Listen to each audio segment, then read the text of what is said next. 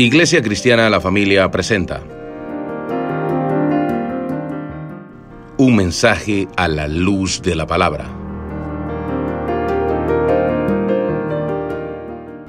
Con el pastor Bernardo Ríos. A continuación.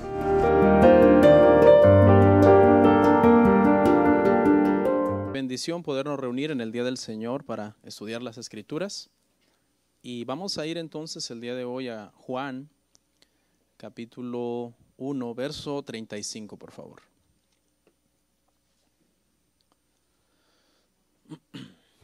Gracias, Señor. Juan, capítulo 1, verso 35. Bueno, ¿estamos listos, hermanos? Amén. Allá también en multimedia, ¿todo bien? Bueno, vamos a iniciar entonces y vamos a leer la Escritura. El siguiente día otra vez estaba Juan y dos de sus discípulos, y mirando a Jesús que andaba por allí, dijo: He aquí el Cordero de Dios. Le oyeron hablar los dos discípulos y siguieron a Jesús.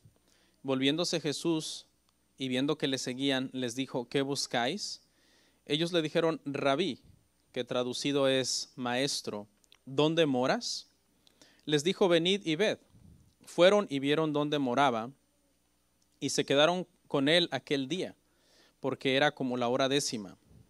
Andrés, hermano de Simón Pedro, era uno de los dos que había oído a Juan y habían seguido a Jesús. Al 41. Este halló primero a su hermano Simón y le dijo: Hemos hallado al Mesías, que traducido es el Cristo. Y le trajo a Jesús, y mirándole, Jesús dijo: Tú eres Simón, hijo de Jonás. Tú serás llamado Cefas, que quiere decir Pedro. El siguiente día quiso Jesús ir a Galilea y halló a Felipe y le dijo: Sígueme. Y Felipe era de Betsaida, la ciudad de Andrés y Pedro. Felipe halló a Natanael y le dijo: Hemos hallado aquel de quien escribió Moisés en la ley, así como los profetas, a Jesús, el hijo de José de Nazaret. Natanael le dijo: ¿De Nazaret puede salir algo bueno? Le dijo Felipe: Ven y ve. Cuando Jesús vio a Natanael que se le acercaba, dijo de él: He aquí un verdadero israelita en quien no hay engaño. Le dijo Natanael: ¿De dónde me conoces? Respondió Jesús y le dijo: Antes de que Felipe te llamara, cuando estabas debajo de la higuera, te vi. Respondió Natanael y le dijo: Rabí, tú eres el Hijo de Dios, tú eres el Rey de Israel. Respondió Jesús y le dijo: Porque te dije, te vi debajo de la higuera, ¿crees? Cosas mayores que estas verás. Y le dijo: de cierto os digo, que de aquí en adelante veréis el cielo abierto y a los ángeles de Dios que suben y descienden sobre el Hijo del Hombre. Vamos a orar. Padre, gracias. Gracias, Padre, por este privilegio, esta bendición de poder el día de hoy predicar tu palabra, enseñarla, Padre, a tus hijos que están aquí reunidos. Y cada versículo que ha sido inspirado por tu Santo Espíritu sabemos que está lleno de vida, de sabiduría, de bendición espiritual para nosotros. Y te pido que en este momento yo pueda hablar tu palabra de una forma fiel y tu pueblo pueda también fielmente oírla y atesorarla en sus corazones, Señor. Te lo rogamos en el nombre de tu Hijo amado, nuestro Señor Jesucristo. Amén. Amén. ¿Pueden sentarse, hermanos?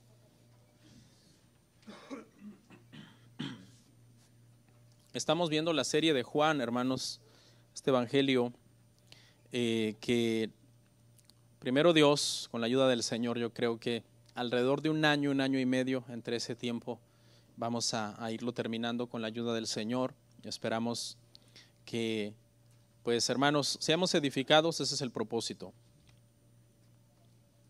Hoy día, hermanos, es el tema 4 y vamos a terminar el capítulo 1. Vamos avanzando. Terminamos el capítulo 1, es un capítulo largo, 51 versículos, verso a verso. Es un estudio un poco profundo, pero no tanto. Hay otros expositores que dan estos libros en 15 años, como dijimos en una ocasión. Pero Con la ayuda del Señor esperemos, hermano, que sea de bendición para todos. Quiero hacer una aclaración antes de empezar a explicar el pasaje de hoy, y es que algunas veces usted va a oír que yo digo cosas de Jesús que no están en Juan. Entonces debemos recordar que obviamente las mencionamos porque conocemos el testimonio de los sinópticos acerca de Cristo, y entonces mientras vamos desarrollando Juan, nosotros sabemos que hay paralelos en los otros evangelios que nos hablan de eso o que nos aclaran algo. En algún momento quizás Juan decidió omitir un detalle que Mateo decidió no omitir, sino abundar en, y viceversa. Entonces, les digo eso porque cuando no se tiene claro esto, hermano, algunas veces pareciera que hubiera una contradicción, pero no, hay que aprender a armonizar esos pasajes. Amén. El día de hoy, hermano, si le podemos poner un tema, yo creo que sería bueno el tema que tiene ahí en la Reina Valera, los primeros discípulos de Cristo. Hemos estado hablando muchísimo de Juan el Bautista, pero en la medida en que Juan el Bautista, hermano, va saliendo de escena, poco a poco, de una forma paulatina, Jesús va entrando en escena y llegamos entonces ya a esos pasajes donde Jesús comienza entonces ya a ocupar el lugar de protagonista que le corresponde obviamente en los evangelios. Amén. Vamos al verso 35, hermanos.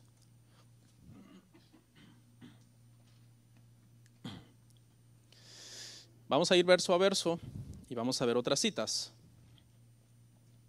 Aquellos que el día de hoy han venido y es la primera vez que van a oír Juan, entonces vean los 3 temas anteriores para que entendamos todo el capítulo 1, que están ahí disponibles en internet.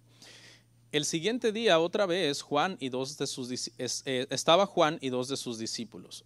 Acuérdese que nosotros venimos arrastrando un récord de días que comenzó desde el día en que una delegación de personas vinieron a preguntarle a Juan el Bautista quién era él. Y luego de ahí empezaron a surgir estas expresiones: el siguiente día, el siguiente día, el siguiente día.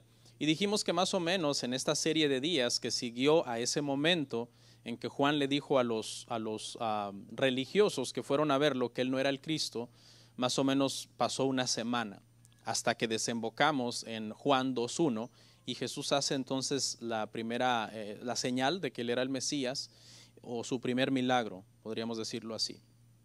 Bueno, en este día, este siguiente día, es un día después entonces de que Juan el Bautista dijo: Jesús es el Cordero de Dios. ¿Se acuerda? El día 1 es cuando la delegación viene. Luego hay un siguiente día que ya vimos, que fue el día que Juan el Bautista está con varios de sus discípulos, muchos podríamos decir, y ahí él les dice: ve venir a Jesús, y dice: él es el Cordero de Dios. Pero este es otro día, este es el siguiente día de ese día, podríamos decir el tercer día si usted quiere. ¿Okay? En esta ocasión, Juan el Bautista dice aquí el pasaje que está solo con 2 discípulos. El día anterior se entiende o se sobreentiende que había un grupo mayor, pero ahora hay 2 discípulos aquí. Uno es Andrés, porque ahí mismo lo dice el pasaje, y en base al testimonio interno del evangelio de Juan, nosotros podemos deducir que el otro es el mismo Juan, el apóstol Juan, el que escribió el evangelio. Pero él no se menciona a sí mismo en el libro. Es el estilo de Juan, no mencionarse a sí mismo en el libro. Porque si él le ha dicho que uno es Andrés, no tendría ningún empacho en decir quién es el otro. Pero como es él, entonces él sí se detiene, y siendo fiel a su estilo, él no dice que él era el otro. Verso 36. Y mirando a Jesús que andaba por allí, dijo: he aquí el Cordero de Dios. Esta es la segunda vez que Juan el Bautista dice: este es el Cordero de Dios. En la otra ocasión dijo: este es el Cordero de Dios que quita el pecado del mundo. Y aquí se omite esa parte, pero vuelve a ratificar que Jesús es el Cordero de Dios. Eso lo vuelve a repetir. Entonces dice que andaba una vez más por allí Jesús, y entonces Juan el Bautista vuelve a repetir este concepto. La idea es que Juan el Bautista lo repite intencionalmente a estos 2 porque él ha visto en estos 2 un cierto anhelo por conocer al Mesías. Él ya lo dijo un día antes a todo el grupo, y en todo el grupo quizás se le evaluó la reacción cuando lo oyeron.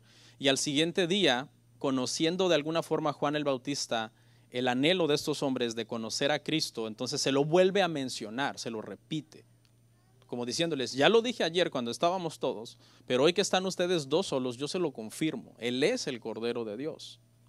Eso lo podemos deducir de la reacción inmediata de estos dos hombres. Le oyeron hablar los dos discípulos, verso 37, ¿y qué hicieron? Siguieron a Jesús. Juan sigue promoviendo a Jesús, porque esa es su misión. Él tiene muy clara su misión, sigue haciéndole publicidad, sigue diciendo Él es el Cordero de Dios, sigue diciendo Él es la luz verdadera que vino a este mundo, sigue señalándolo, sigue apuntando al Señor. No le importa si en ese proceso los discípulos de Él lo dejan a Él y siguen a Jesús, porque Él tiene claro que Él no es el Cristo. Juan el Bautista tenía clara su misión: preparar el camino, señalar el camino y quitarse del camino, porque no era Él el camino es Jesucristo. Todos los predicadores debemos de tener bien claro eso: preparar el camino para predicar, señalar el camino que es Cristo y quitarnos del camino, porque realmente es en Cristo que está la salvación y las personas hay que llevarlas a Cristo. El término siguieron aquí habla de un acercamiento por curiosidad. Fue como un primer contacto con Jesús. No quiere decir que desde este momento no se volvieron a separar más de Cristo. Por el testimonio de los sinópticos nos damos cuenta que se volvieron a separar de Cristo. No es siguieron entonces de que a partir de allí ya nunca más se alejaron del Señor. Parece ser, cuando leemos los sinópticos, que después de este primer encuentro, de este primer siguieron, Jesús se separa de ellos y más adelante Jesús los vuelve a encontrar y ahora es Jesús el que oficialmente los llama a ellos. Esto lo sacamos de los sinópticos, ahora lo vamos a ver. Entonces, no entienda aquí que en este preciso instante siguen a Jesús y se vuelven ya sus discípulos permanentes. No, es un primer acercamiento. Lo podemos ver esto en Mateo 4, 18 al 22, por favor. Está en las pantallas, si gusta, para que no perdamos mucho tiempo, lo puede leer ahí directamente o búsquelo. Andando Jesús junto al mar de Galilea, vio a dos hermanos, Simón llamado Pedro y Andrés su hermano, que echaban la red en el mar, porque eran pescadores, y les dijo: venid en pos de mí, y os haré pescadores de hombres. Ellos entonces, dejando al instante las redes, le siguieron. Pasando de allí, vio a otros dos hermanos, Jacobo hijo de Zebedeo y Juan su hermano, en la barca, con Zebedeo su padre, que remendaba sus redes, y los llamó. Y ellos, dejando al instante la barca y a su padre, le siguieron. Si cuando lee uno el pasaje de Juan y el pasaje de Mateo no lo sabes armonizar, pareciera una contradicción. Entonces, Juan dice que fueron ellos que los siguieron y Mateo dice que no, que fue él el que los llamó. Las dos cosas son verdad. Pero este seguir al principio es un primer acercamiento, un primer contacto, y parece entonces que Jesús, después de este primer contacto, de acuerdo a Mateo, él, después de ser bautizado y ser llevado al desierto y ser tentado, él vuelve con el poder del Espíritu Santo, y tras volver de su bautismo localiza a estas personas que él ya conocía y ahora él los llama entonces ahora de una forma oficial. El acercamiento previo fue extraoficial, ahora oficialmente Jesús lo llama a ser entonces sus discípulos, ¿okay? Y de aquí, donde Jesús, hermano, ya comienza a tener contacto entonces con la formación de sus discípulos, el ministerio de Juan el Bautista comienza ya a desvanecerse un poco, en el sentido de que ya no es la prioridad, sino que la prioridad es Cristo. El apóstol Juan vuelve a mencionar a Juan el Bautista una vez más en el capítulo 3, donde Juan el Bautista acaba diciendo en ese capítulo: es necesario que yo mengüe para que él crezca. De acuerdo a los sinópticos, parece que después de ahí Juan el Bautista es apresado y Juan el Bautista es decapitado, ¿okay? Entonces, pero aquí ya Jesús comienza a entrar en escena como el protagonista de los evangelios. Me gustaría comentar algo, y es, hermanos, que de acuerdo a los paralelos en los sinópticos, en este proceso donde Juan el Bautista va saliendo de escena y está en la cárcel, a Juan el Bautista le entra la duda de si Cristo es Dios, si es el Mesías, si es el que ellos estaban esperando. Y esto es muy interesante, hermanos, porque eso usted lo puede ver, hermano, en Mateo 11, 2 al 5, Lucas 7, 19 al 22, donde él manda una comisión de gente a preguntarle a Cristo, ¿eres tú? Esperamos a otro. Y tú dices, pero ¿cómo es esto? Si Juan el Bautista, el que lo mandó a bautizar, le dio testimonio y le dijo, cuando bautices a uno y veas que sobre él viene el Espíritu, ese es. Dios le reveló que él era, que su primo Jesús era el Mesías. Tenemos que entender esto, hermano, en el sentido de que Juan el Bautista como humano está en la cárcel bajo un tremendo estrés, tratando de comprender lo siguiente: ¿cómo encaja este proceso personal mío de estar yo en la cárcel con el ministerio de Cristo? O sea, se supone que él dijo claramente, yo soy la voz de uno que clama en el desierto, que vino a preparar el camino del Señor. Y ahora estoy en la cárcel. ¿Cómo encaja esto en el ministerio de Cristo? Y bajo esa presión, bajo esa, situación de estrés, es normal porque los cristianos somos humanos y le entró la duda. Y entonces Jesús le mandó una respuesta y Jesús le mandó decir, díganle todo lo que yo estoy haciendo. Los ciegos ven, los mudos hablan, los cojos caminan, los leprosos son limpiados, a los pobres es anunciado el evangelio. Le está diciendo, sí, yo soy. Pero en un momento, hermanos, vemos que aunque por revelación divina, escuche, Juan el Bautista sabía que Jesús era el Cristo, en su humanidad dudó. ¿Sabe a quién más le pasó también? A Pedro le pasó también. Pedro tuvo la revelación más grande del Nuevo Testamento cuando él dijo, tú eres el Cristo, el Hijo del Dios viviente. Y el Señor le dijo, bueno, no te lo ha revelado carne y sangre, sino mi Padre que está en el cielo. Pero después que Cristo es crucificado y sepultado y después asciende el Señor, antes de ascender, Pedro, ¿qué hace? Se va a las redes y se va otra vez, hermano, a trabajar en la pesca. Y allá lo fue a traer otra vez el Señor. Por un momento, él dudó entonces humanamente. Cuando lleguemos a ese capítulo, en los últimos capítulos de Juan, y Jesús restaura a Pedro, vamos a ver la profundidad de ese pasaje, porque en la humanidad, ahí cuando dice que volvió a las redes, quiere decir que volvió a su trabajo y prácticamente desestimó el llamado que Cristo le había hecho de ser, ¿qué? Pescador de hombres. A eso lo había llamado el Señor. Y tomando entonces estos ejemplos, hermano, rapidito, de Juan el Bautista y de Pedro, que aunque por revelación divina sabían que Jesús era el Cristo, les entró la duda humana. Entonces de ahí es nuestro respaldo para entender que aunque a nosotros el Padre nos ha revelado a su Hijo, porque nadie puede venir al Hijo si el Padre no lo trae, aún así, a veces, hermano, bajo situaciones de estrés y de muchos problemas, uno puede dudar. Uno puede dudar. Tú puedes ser muy cristiano, una persona de oración que conoce las Escrituras, de buen testimonio, y en un momento de prueba decir, Señor, ¿eres real? ¿Dónde estás? Y tú dices, no, que muy cristiano, hermano. Sí, soy cristiano, pero también soy humano. Y Dios me ha revelado a su Hijo y por eso estoy en su Hijo. Pero en un momento determinado, bajo estrés, bajo presión, uno puede dudar. Eso no es pecado. La diferencia que cuando duda el que es falso convertido, su duda lo aleja de Dios. Pero cuando duda el que es hijo verdadero, realmente lo que lo hace es ponerse a orar, leer la Biblia y acercarse más a Dios. Sabe y dice, no, Dios es verdadero. Soy salvo en Cristo. ¿Por qué? Esto está de acuerdo a Romanos 8:35, donde Pablo dijo, ¿quién nos separará del amor de Cristo? Tribulación, angustia, o persecución, o hambre, o desnudez, o peligro, o espada. Y concluye diciendo, nada nos puede separar del amor de Dios en Cristo Jesús. Entonces, aunque, hermano, de repente nosotros pasemos por pruebas difíciles, que inclusive puedan generar duda en nosotros, como le pasó a Juan, como le pasó a Pedro, realmente eso a un verdadero hijo de Dios no lo aleja de Dios. No lo aleja del Señor. Verso 38. Y volviéndose Jesús, viendo que le seguían, les dijo, ¿qué buscáis? Ellos dijeron, Rabí, que traducido es maestro, ¿dónde moras? Estas son las primeras palabras que Jesús dice en el Evangelio de Juan. Note que desde que empezamos Jesús no ha hablado. Y ahora son las primeras palabras que él dice. No es que Jesús no ha hablado desde que nació, ¿no? Sino que no ha hablado en el Evangelio. Estas son las primeras palabras que el apóstol Juan registra de Jesús. Y es una pregunta. Y es una pregunta que los lleva a los discípulos, a estos dos que están siguiéndolo, a meditar sobre sus intenciones detrás de su búsqueda. Ahora Jesús sabe que están buscando. Ahorita vamos a ver el testimonio del Evangelio que nos dice. Usted sabe que Jesús en su omnisciencia lo sabía todo. Cuando Él decide, porque tomó forma de siervo, no saber el día de su regreso y el día de su venida, fue voluntariamente que renunció a ese conocimiento. Eso es lo que entendemos. ¿ok? Así es como nosotros lo entendemos.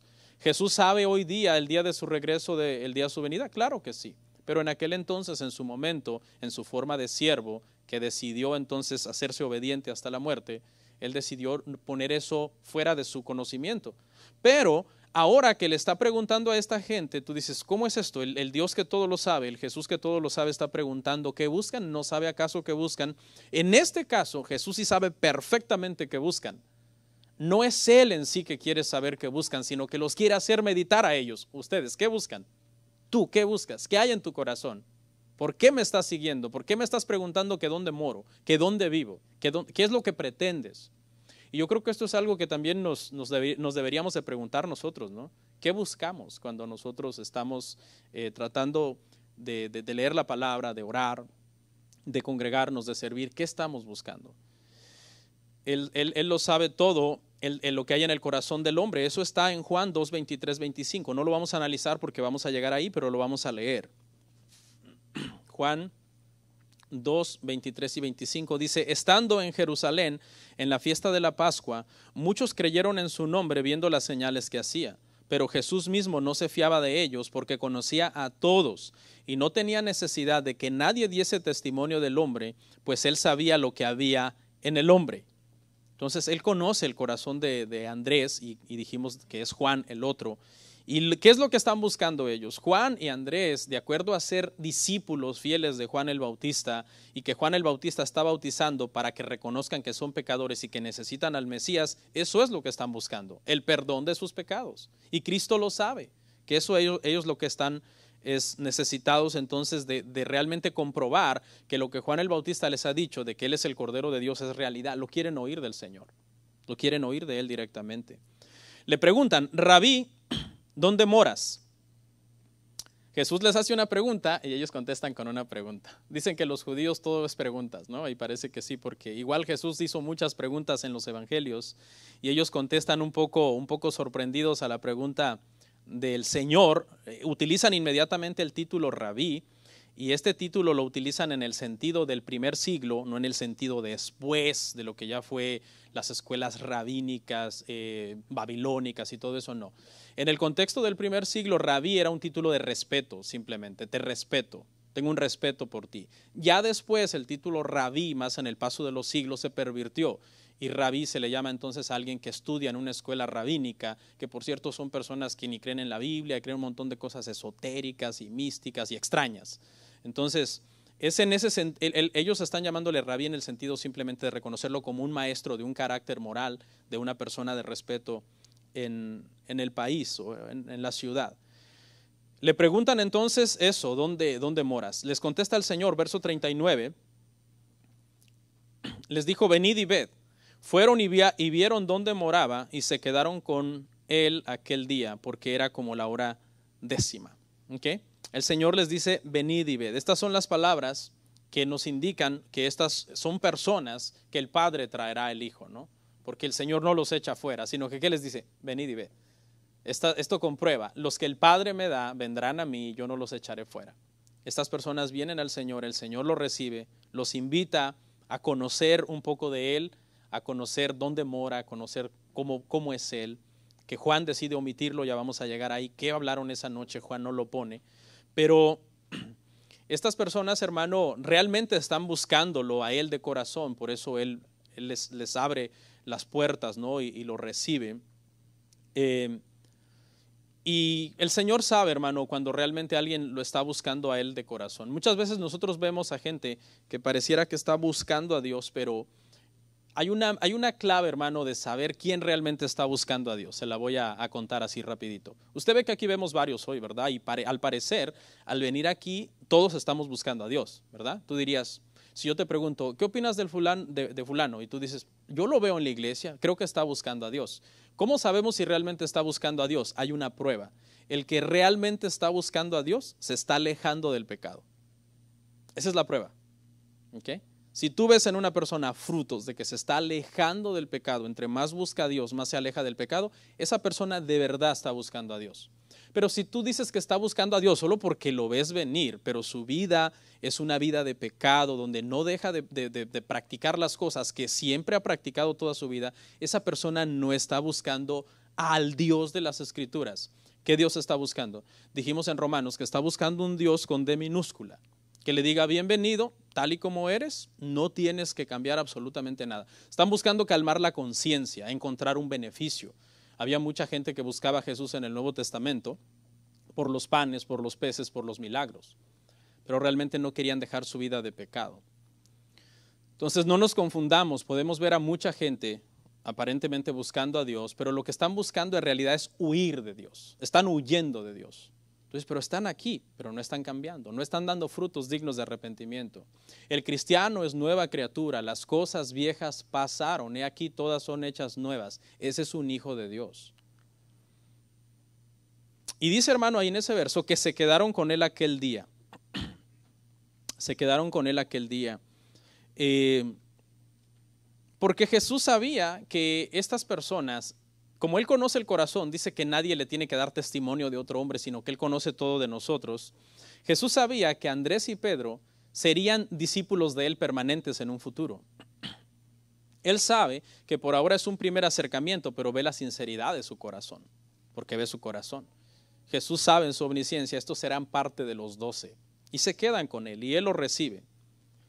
Hay una razón que se quedan con Él, y es que dicen que era la hora 10:00, de acuerdo a la hora de aquel entonces, siglo I en Israel, y los usos horarios de aquel entonces. No era tan tarde en realidad, eran aproximadamente las 4 de la tarde. Es probable que ellos tenían que hacer un viaje muy largo y por eso no se van, calculan que les va a entrar la noche, o que también en ese tiempo, en esa época del año, se oscurece muy temprano y por eso a ellos ya no les da tiempo de irse. Y el Señor los invita, el Señor Jesucristo nos pide a nosotros ser hospedadores, ¿verdad? Y Él nos da ejemplo. Él recibe ahí a estos 2 discípulos y se quedan con Él. Me imagino que no fue para, ¿sabes qué, Jesús? Pues vamos a ir a dormirnos. Yo me imagino que le hicieron muchas preguntas. Juan omite qué hablaron esa noche. Juan no lo dice. Juan nos pudo haber dicho, porque ya dijimos que Él es uno de ellos y Él estuvo ahí. Pero Él decide no comentarlo. Sin embargo, cuando avanzamos en el pasaje de hoy, nos damos cuenta que de una cosa quedaron convencidos esa noche, y es que lo que Juan el Bautista les había dicho acerca de Cristo, que Él era el Cordero de Dios que quitaba el pecado del mundo y que era el Mesías, ellos quedaron convencidos de eso. Esa noche ellos quedaron convencidos de eso. Lo vemos porque después salen y empiezan a decírselo a todo el mundo. Entonces, aunque no lo dice, lo podemos deducir por la reacción posterior. Vea, hermano, que no todo, ¿verdad?, está escrito acerca de lo que Jesús hizo o dijo, cada detalle, ¿no? Por ejemplo, esta noche quedó para Juan en el olvido. No nos dice nada, qué hicieron, qué hablaron, si Jesús les hizo más preguntas. Dijo Juan al final en su evangelio, ¿no?, que Jesús dijo e hizo muchas otras cosas que si tuviéramos que escribirlas, los libros no cabrían en el mundo, ¿no?, hablando hiperbólicamente. Y que quiere decir que realmente no todo lo que hizo Jesús y dijo Jesús quedó registrado, pero lo que quedó registrado es suficiente para nuestra conducta, para nuestra doctrina, para nuestra salvación. Verso 40. Y aquí es donde ya se nos aclara, ¿verdad?, lo que venimos diciendo. Andrés, hermano de Simón Pedro, era uno de los 2 que habían oído a Juan y habían seguido a Jesús. Entonces aquí vamos a empezar ya como a estudiar un poquito, porque no lo quiero hacer todo de un solo, sino poco a poco ir viendo el perfil ya de los discípulos, y aquí no están todos, después Jesús llama a otros, pero aquí vemos por ejemplo a Andrés. Andrés se le llama hermano de Simón Pedro y se está usando a Simón como referencia, y lo lógico es que se está usando a Simón como referencia para ubicar a Andrés, porque Simón es más conocido, Simón es más importante si usted quiere. Entonces se dice, Andrés, ¿quién es Andrés? El hermano de Simón Pedro. Oh, Simón Pedro, yo sé quién es él, porque sabe cómo era el carácter de Pedro, ¿no? Yo sé quién es él. Entonces, aquí vemos 2 cosas. Número 1, la importancia, ¿no?, de Pedro en la vida de Andrés como su hermano. Y vemos también que el otro discípulo que no se menciona aquí, ya dijimos, hermanos, que nosotros pensamos que es Juan, pero no se menciona, para seguir siendo fiel entonces a su estilo de no mencionarse. Verso 41, hermanos. Este halló primero a Simón y le dijo, hemos hallado al Mesías, que traducido es el Cristo. Una vez que se acabó esa noche que ellos estuvieron con el Señor y llegaron a la conclusión de que Jesús es el Mesías, mire la reacción inmediata de Andrés, hermano. Ahora comenzamos a ver un poco el carácter de Andrés. Andrés es de menos importancia que Pedro, es hermano de Pedro, pero Andrés entiende que tras confirmársele a él que Jesús es el Mesías, es urgente que él se lo comunique a su hermano. Esta expresión de que lo halló primero habla como de un sentido de urgencia, como que después del encuentro de Andrés con Jesús, Andrés dice, lo primero que tengo que hacer es comunicárselo a Pedro. Tengo que decirle a Pedro que nosotros hemos hallado al Mesías. Este era el carácter de Pedro. Cuando lleguemos más adelante vamos a ver que Andrés es alguien como que después queda fuera del círculo íntimo de Jesús, ¿verdad? ¿Usted se acuerda? Andrés es de los primeros que llega con Jesús, pero después a Jesús le place dejarlo fuera de su círculo íntimo y solamente llama a Pedro, a Jacobo y a Juan para que sean los más íntimos. Pero eso no amargó a Andrés. Andrés fue una persona que siempre estuvo tratando de traer personas a Cristo. Ya vimos que fue y se lo dijo a Pedro. Y no a cualquiera, porque Pedro llegó a ser una de las columnas más importantes de la iglesia primitiva. Pero cuando vamos avanzando más adelante, en Juan 6, 8, 9, dice que Andrés también fue el que trajo a aquel niño que tenía panes y peces y lo trajo con Jesús. Siempre haciendo la conexión, siempre llevando a las personas con Cristo. Y hay otro pasaje también en 13, 20, 22 de Juan, en donde hay unos griegos que están buscando a Jesús y es Andrés también el conecte. Andrés los toma y trae a estos griegos también delante de Jesús.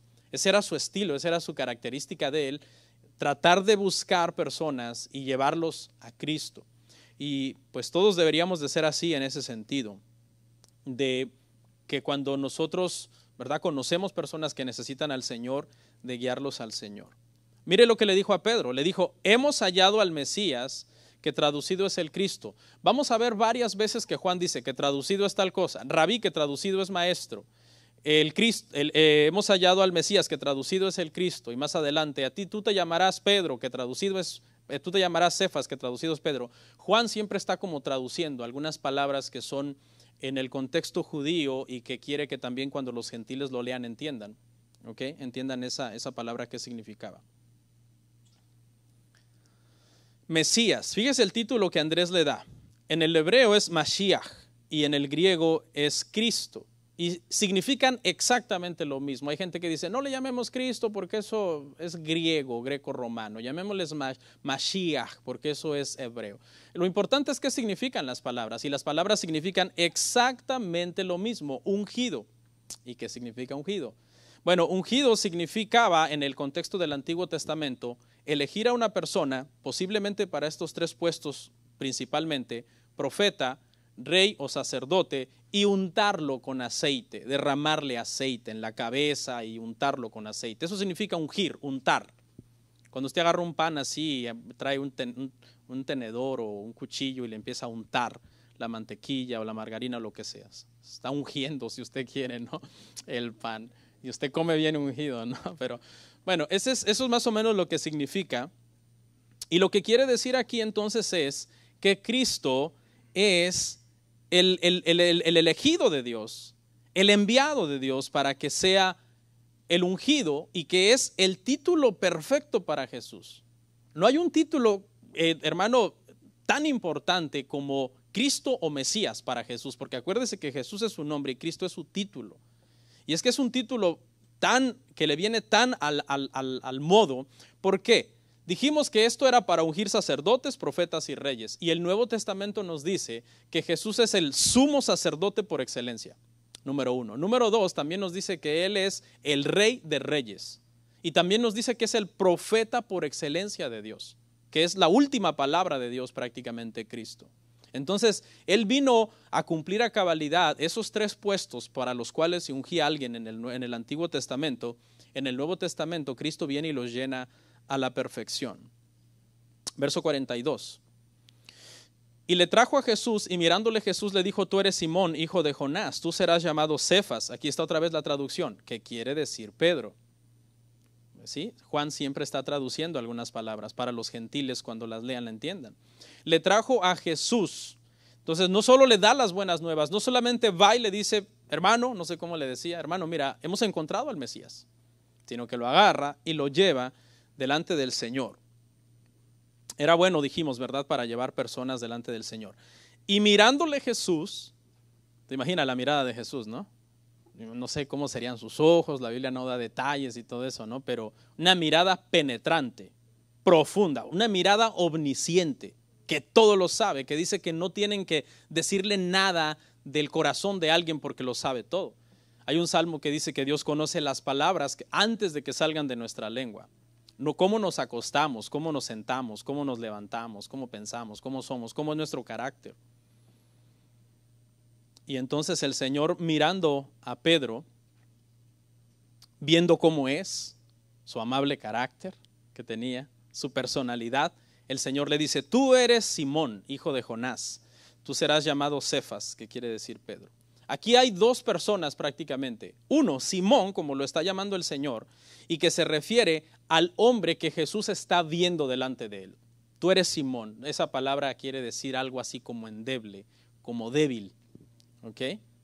Muchas veces vemos a alguien que tiene un carácter muy fuerte y muy explosivo y decimos: ¿qué carácter tan fuerte? Y realmente es un carácter débil porque no se puede controlar a sí mismo, no tiene dominio sobre sí mismo.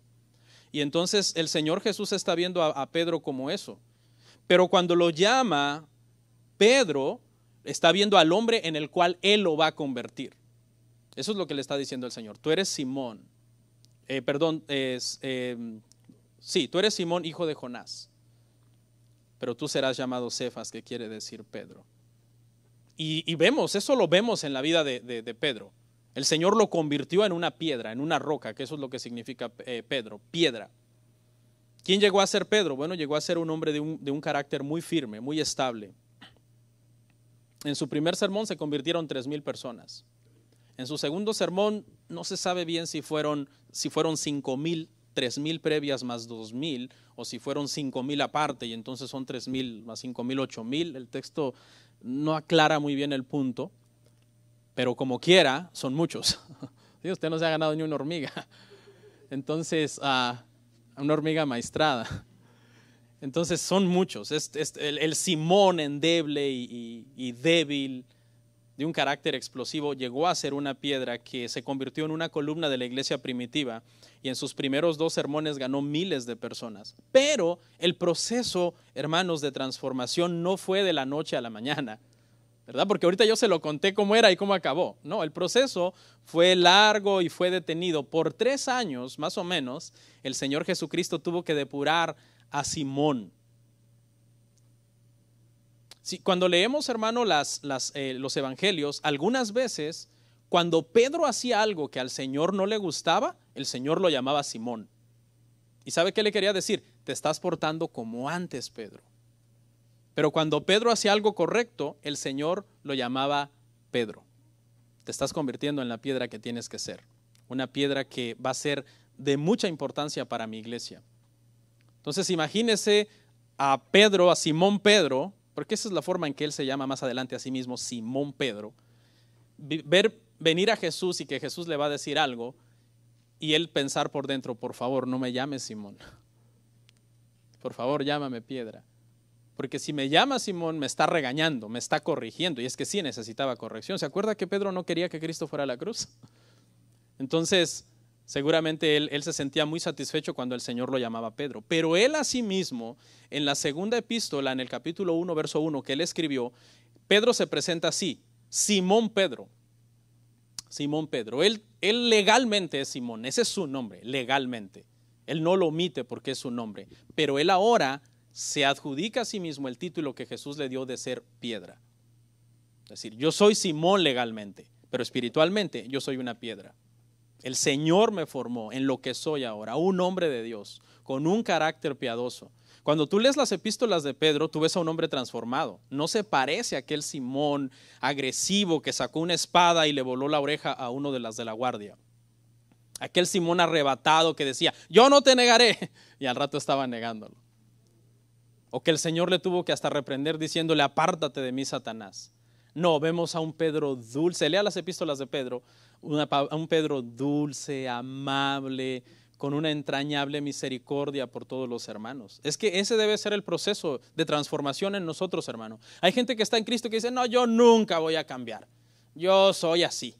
Yo, mi carácter es horrible, así soy, como me traten trato, como me hablen hablo y que no sé qué. Falta de búsqueda del Señor. Realmente no ha habido una transformación en su vida. Y sí es cierto que soy cristiano y soy manso, pero no menso, y que yo no me dejo y que no sé qué. Cada vez que tú oigas a alguien hablar así, no está bien espiritualmente. Porque debe de haber una transformación en nosotros. El mismo apóstol Juan, ¿cómo se le conoce? El apóstol del amor. Pero sí se acuerda una escena donde él quiere mandar incendiar una ciudad porque dice que no querían recibir al Señor. Debe haber un cambio en nosotros. El mismo Pablo era un hombre imponente, arrastraba a la gente, se los llevaba del cabello a entregarlos a las cárceles y todo eso. Y después vemos a Pablo en sus epístolas como un hombre de Dios, un hombre formado por Dios. Verso 43. El siguiente día quiso Jesús ir a Galilea y halló a Felipe y le dijo, sígueme. Otra vez la expresión siguiente día, en ese transcurso de días. Este siguiente día es un día después que Andrés trajo a Pedro delante de Jesús. Este es el siguiente día después de eso. Y en esta ocasión dice que Jesús quiso ir a Galilea. En esta parte vamos a ver algunos lugares geográficos. Los lugares juegan un papel importante en nosotros, en nuestra vida, porque nos forman como personas. Gran parte de lo que tú eres tiene que ver con dónde tú naciste, dónde tú creciste, quién te creó. Por ejemplo, mi forma de ser, sí es cierto, de mi forma de ser debe ser moldeada por el evangelio y debo de tener un carácter cristiano, pero en gran parte soy como soy porque soy mexicano. Porque nací en tal año, en tal lugar, en tal cultura, bajo tales circunstancias económicas, creado bajo tal familia que tenía tales costumbres. Entonces, usted es así porque usted es hondureño, quizás. Usted es así porque es salvadoreño en ciertas cosas. Si usted no fuera de ese país, sería diferente en algunas cosas. No sé si me entiende. Generalmente uno es patriótico, uno dice, yo no quiero ser de otro país, yo quiero ser del mío.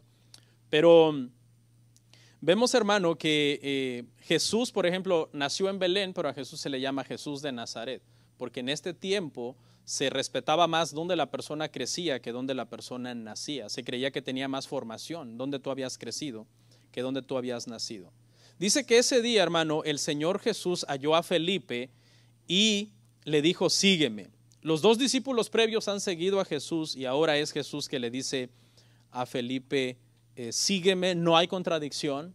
No es de que alguien, nosotros tenemos que seguir a Jesús. No es Jesús que nos tiene que decir que le sigamos. No, todo está en armonía. ¿Por qué? Porque en el mismo evangelio dice que Jesús enseña, no me elegisteis vosotros a mí, sino que yo os elegí a vosotros. Entonces, basado en eso, sabemos que cuando Andrés y Juan vienen al Señor a seguirlo, no es en sí que ellos lo están eligiendo a Él, sino que Él los eligió desde antes de la fundación del mundo para que ellos lo siguieran a Él.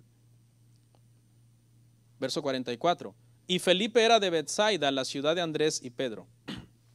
Esta palabra significa casa de pescadores o casa de pesca. Dice que de ahí era Felipe, pero también de allí era Andrés y también de allí era Pedro. Y es que para eso el Señor los llamó, ¿no? Para ser pescadores de hombres. Quiero dar una nota aclaratoria porque cuando tú lees Marcos 1, 21 y 29, da a entender que Pedro y Andrés son de Capernaum, y lo que se cree para armonizar este pasaje es que ellos, aunque eran de Betsaida, en algún momento se mudaron a Capernaum, y por eso es que en Capernaum también es donde el Señor los encuentra a ellos. ¿Ok? Verso 45. Felipe halló a Natanael y le dijo, hemos hallado aquel de quien escribió Moisés en la ley, así como en los profetas, a Jesús el hijo de José de Nazaret. El Señor llama a Felipe, Felipe llama a Natanael. De la misma forma que Andrés buscó a Pedro, se cree, aunque aquí no lo dice, que cuando Andrés se va a buscar a Pedro, Juan se va a buscar a Jacobo, que es su hermano. ¿Se acuerda? Y que Jacobo, Juan y Pedro son los que llegan a ser el círculo íntimo de Jesús. No lo dice Juan omite ese detalle, pero eso es lo que se cree. ¿Okay? Y vemos entonces que cada vez que alguien tiene un encuentro con el Mesías y conoce al Mesías, su primera reacción es tratar de traer a alguien al Señor. ¿A quién llevo a Cristo? Debemos de preguntarnos siempre, ¿verdad? Dijimos en la clase de evangelismo la semana pasada que el evangelismo no es necesariamente un ministerio que sale cada 2-3 meses a repartir unos tratados, sino hablarle de Cristo a las personas que tú conoces, familia, conocidos, vecinos, en todo momento y en todo lugar. Porque no puedes esperar a cada 2-3 meses para evangelizar. Tú tienes que evangelizar en todo momento que se te presenta una oportunidad. Natanael significa Dios ha entregado. En los sinópticos, para que lo ubiquemos, es Bartolomé. Dices, ¿quién es este Natanael? Porque los sinópticos lo llaman Bartolomé. Entonces es importante saber este detalle. Y es probable, dicen los eruditos, hermano, que Bartolomé no es en sí un nombre, sino que viene de Bartolmai, que quiere decir hijo de Tolmai. La palabra hebrea bar siempre quiere decir hijo, ¿no? Bar o Ben. Ben Abraham se llaman muchos, dicen, yo soy hijo de Abraham. Bartolmai. Entonces su nombre sí es Natanael, su nombre legal, pero los sinópticos cuando le llaman Bartolomé simplemente están diciendo el hijo de Tolmai, pero su nombre legal es Natanael. Y le dice, hemos hallado aquel de quien escribió Moisés en la ley y así como en los profetas. ¿Ok? La ley y los profetas es un término que se usa en el Nuevo Testamento para referirse a todo el Antiguo Testamento, que en realidad estaba compuesto más que por la ley y los profetas, eran la ley, los profetas y los escritos. ¿Ok? Esa era la composición por estos tres grupos. Pero realmente cuando se decía la ley, los profetas, los salmos, se estaba refiriendo siempre al Antiguo Testamento. Jesús mismo citó libros de los tres grupos. En la tentación, por ejemplo, citó Deuteronomio. En la tentación también citó Salmos. Y el día que inició su ministerio, según Lucas, dice que se paró en la sinagoga, abrió el libro de Isaías y leyó donde estaba escrito de él y les dijo, hoy se ha cumplido delante de ustedes esta palabra. Entonces él citó de los tres grupos, tanto de la ley como de los profetas, como de los salmos, y dio fe entonces y legalidad del Señor de que el Antiguo Testamento es la palabra de Dios. No la apócrifa, obviamente. Nosotros no creemos en la apócrifa. Todos los libros que se escribieron en el periodo intertestamentario y que algunos sí lo meten al Antiguo Testamento, y por eso es que usted los ve celebrando Hanukkah y todo eso, algo que se manda en Macabeos, ¿no? Que es un libro apócrifo. Pero bueno, pero fíjese cómo llama primero Felipe a Jesús, le llama hijo de José de Nazaret. ¿Por qué le llama hijo de José, hermanos? Porque legalmente, hablando en términos legales, Jesús era hijo de José, legalmente. Ahora, biológicamente no era hijo de José y espiritualmente era hijo de ¿quién? De Dios. ¿Ok? Entonces por eso es que le llama el hijo de José de Nazaret. Al oír estas dos cosas, Natanael, número uno, que es hijo de José, un carpintero, y número dos, de Nazaret, una ciudad sin importancia, mire su reacción, verso 46. Natanael le dijo, ¿de Nazaret puede salir algo bueno? Y le dijo Felipe, ven y ve. Había un prejuicio contra Nazaret, a los nazarenos se les consideraba personas pueblerinas, entonces había un cierto desprecio a las personas que eran de ese lugar. Había un escepticismo, vemos que Natanael, hermano, no creía que el Mesías pudiera salir de un pueblo tan insignificante. Más adelante vemos que es muy probable que Natanael es un experto en la ley, en los profetas, en los salmos, y entonces él sabe que el Antiguo Testamento no dice nada de Nazaret. No dice nada de Nazaret. Entonces, Moisés no mencionó Nazaret, ningún profeta mencionó Nazaret. ¿Por qué tendría que venir el Mesías, el ungido de Dios, de ese pueblo? Y entendemos entonces ahí su negativa contra la ciudad. Le dijo, ven y ve, que fue lo mismo que Jesús les dijo, ¿se acuerda Andrés y a Juan? Vengan y vean. Lo mismo le dice Felipe a Natanael, ven y ve. Date la oportunidad de ir por ti mismo a conocer al Señor. Verso 47. Cuando Jesús vio a Natanael que se le acercaba, le dijo de él, he aquí un verdadero israelita en quien no hay engaño. Otra vez Jesús le ve, ¿se acuerda? Ya le puso su mirada sobre Pedro, una mirada penetrante que le conoció y le escudriñó todo, llegó a ver en quién se iba a convertir. Pero ahora ve a Natanael y el Señor inmediatamente cuando lo ve, como conoce todo de Natanael, sabe su pasión por las escrituras, su temor de Dios, le dice, tú eres un verdadero israelita en quien no hay engaño. No perfecto, pero era muy sincero. Cristo no vio en Natanael perfección, porque nadie es perfecto. Por mucho que tú veas a un hermano que busca a Dios, no es perfecto. Pero ¿qué vio el Señor en Natanael? Vio sinceridad. Vio que todo lo que trataba de hacer lo hacía en el temor de Dios. Un verdadero israelita. Dios busca verdaderos adoradores, adoradores que le adoren en espíritu y en verdad. No perfectos, pero sí verdaderos. que estemos, hermanos, sirviendo a Dios por las motivaciones correctas, cuidando nuestra vida espiritual, siempre por las motivaciones correctas también. Verso 48. Y le dijo Natanael: ¿de dónde me conoces? Respondió Jesús, le dijo: antes de que Felipe te llamara, cuando estabas debajo de la higuera, te vi. ¿De dónde me conoces? Jesús le pudo haber dicho: desde el vientre de tu madre te conozco, yo te planté ahí. Pero no se va hasta allá atrás, no, sino que le dice: te vi antes de que te llamara Natanael, desde ahí yo te vi. Esta expresión debajo de la higuera, muchos la han como hecho como mística, como que significa algo muy místico, pero según eruditos era un lugar probablemente donde se estudiaban las escrituras, era un lugar de reunión donde algunos hombres se reunían a estudiar las escrituras, y el Señor le está diciendo: yo conozco que tú eres un estudiante de las escrituras, con esta expresión. ¿Cómo podemos deducir que esto es lógico y suena verdadero?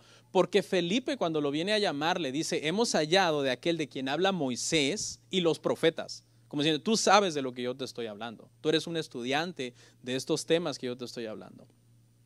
Entonces, respondiendo en el verso 49, respondiendo Natanael le dijo: Rabí, tú eres el Hijo de Dios, tú eres el Rey de Israel. Vea la reacción de este verdadero israelita. A los que se daban golpes de pecho de ser verdaderos israelitas y muy observantes de la ley de Moisés y que se jactaban de sus buenas obras, Jesús les dijo: ustedes lo que son unos hipócritas, es lo que son. Sepulcros blanqueados, generación de víboras. ¿Quién los enseñó a huir de la ira venidera? También Juan el Bautista les dijo algo así. Pero a este hombre que ni siquiera se está jactando, sino que sí es dentro en su corazón, el Señor mismo le reconoce, le dice: tú eres un verdadero israelita.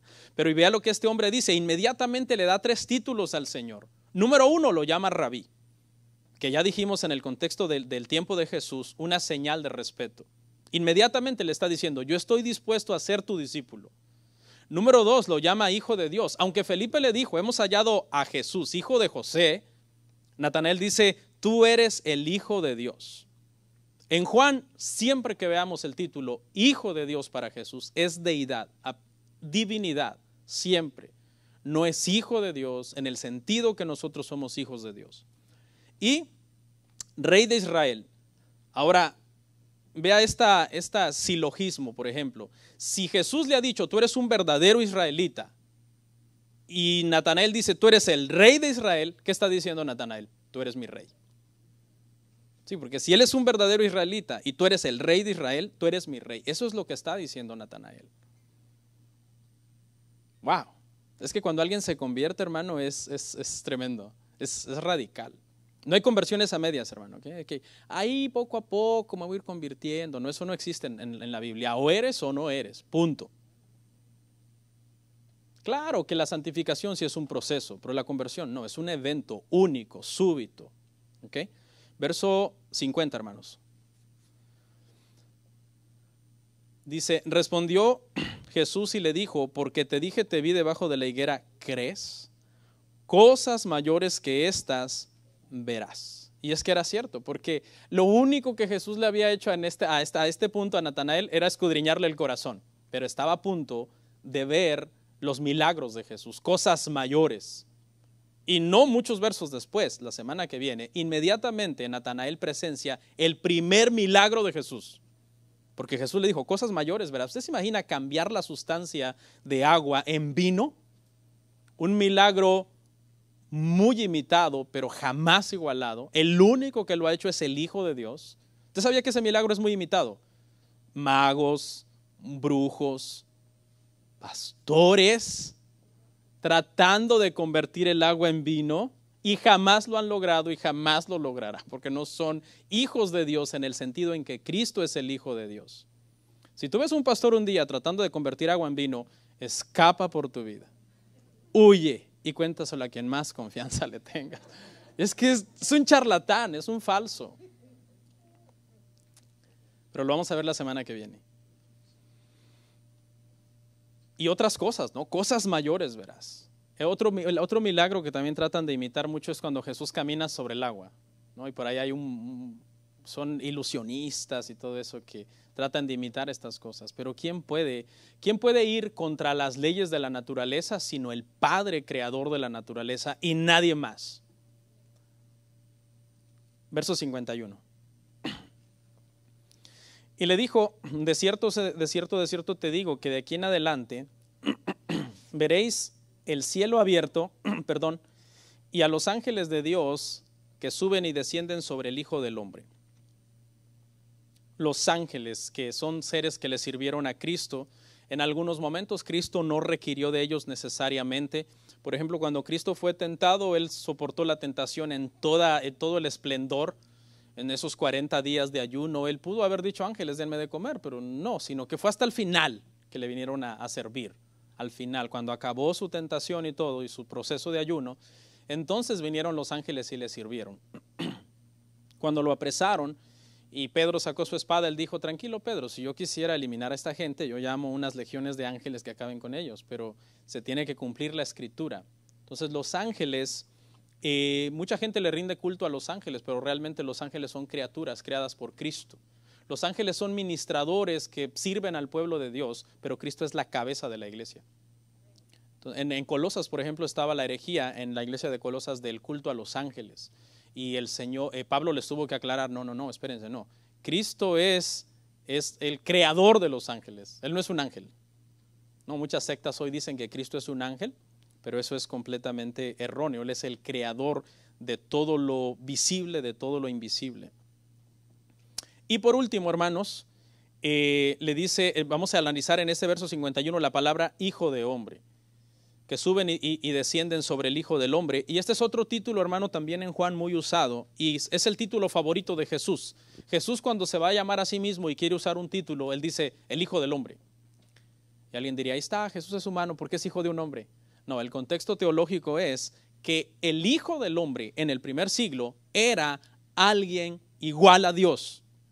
Era alguien a quien en Daniel 7, 13, 14, un pasaje conocidísimo por todos los eruditos de la ley, sabían que era alguien igual a Dios. Cuando tú lo lees en tu casa, vemos que en Daniel 7, 13, 14, este varón, este hijo de hombre, es alguien que llega delante del anciano de días y Dios, que es el anciano de días, le entrega todo el poder y el dominio eterno de la creación y sujeta todo debajo de sus pies. Algo que está de acuerdo con Efesios, porque fue bajo los pies de Cristo que Dios ha sujetado todo y lo puso por cabeza entonces de su iglesia.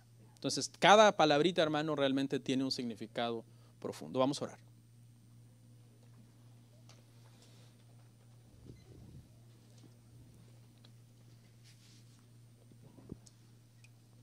Gracias, Señor. Te damos toda la gloria en esta tarde.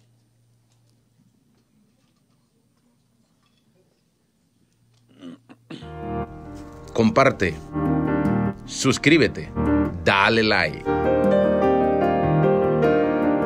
Gracias por tu sintonía. Hasta la próxima. Bendiciones.